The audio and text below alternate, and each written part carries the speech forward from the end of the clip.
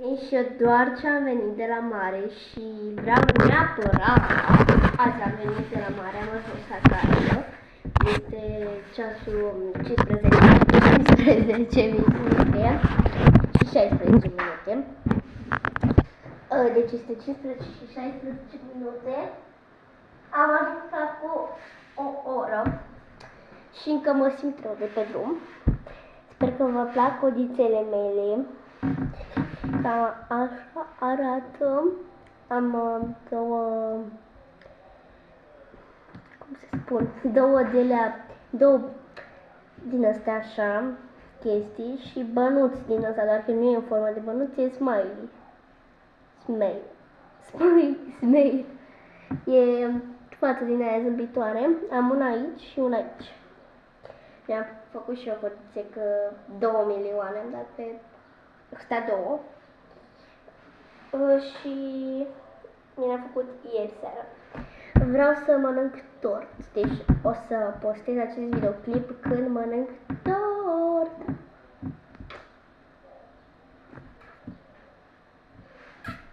Nu știu cum se face, ori așa, eu așa știu. Hai să mâncăm tort, mă duc să iau tortul din frigider. Hai. Nu mă întrebați ce am pe nas, ce am pe față, am coși pe față. De fapt sunt decojită pentru că am fost la mare și mi s-a ars fața și pe nas sunt arsă. Doamne ferește. Imediat revin și să nu uitați că mi-am făcut și eu unghiuți. I-am făcut unghiuți. Aici nu m-a întrebat sau au căzut.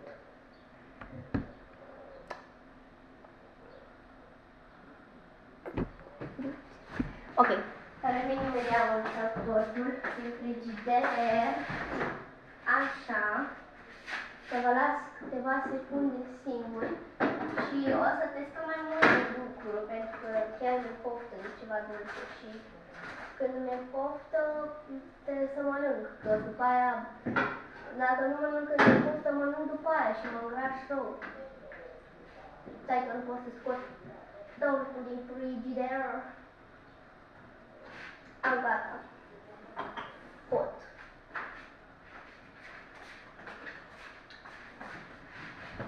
Tu cam așa arată.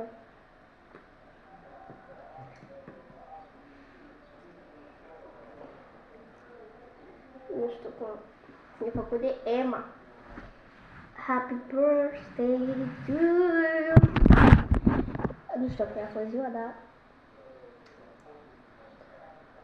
în fine, am fost la mare.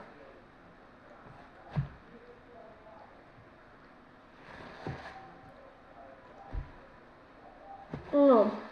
Nu scărează limba. Am multă de lucruri dulci. Așa că o să scot absolut tot dulce ce găsesc eu pe aici. Cum ar fi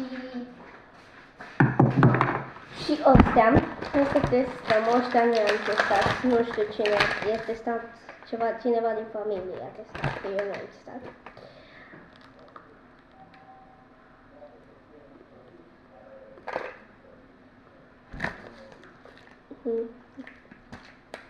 Sunt de la Lidl.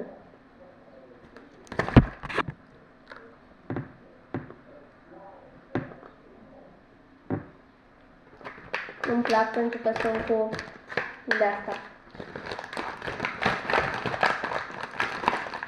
Piepța aia. Astea. Nu știu ce toată lumea a mâncat și mi-a lăsat deja început lucruri. Cum așa arată?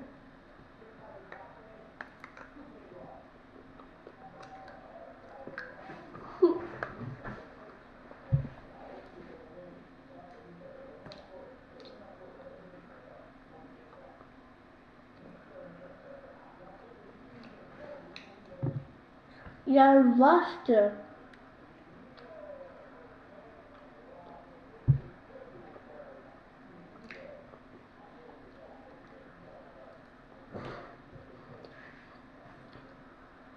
Nu-mi place, e cu alcool.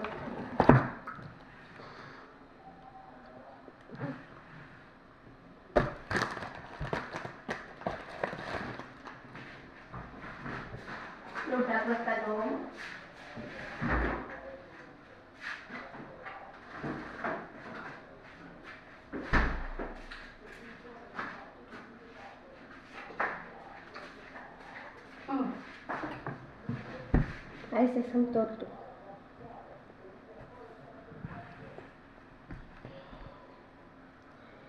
Cu tarbile goale pe nisip sau pe iar.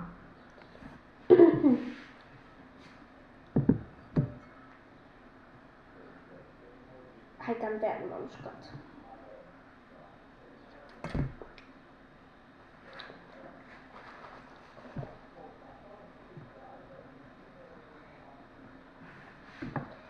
Se pare că o să mănânc cu mâna sau ce? Am uitat să iau.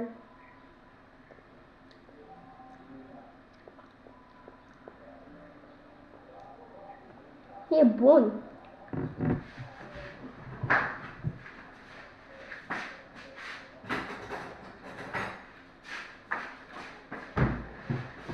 Așa.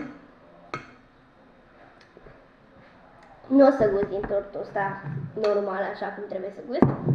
Facem partea a doua. Revin cu partea a doua.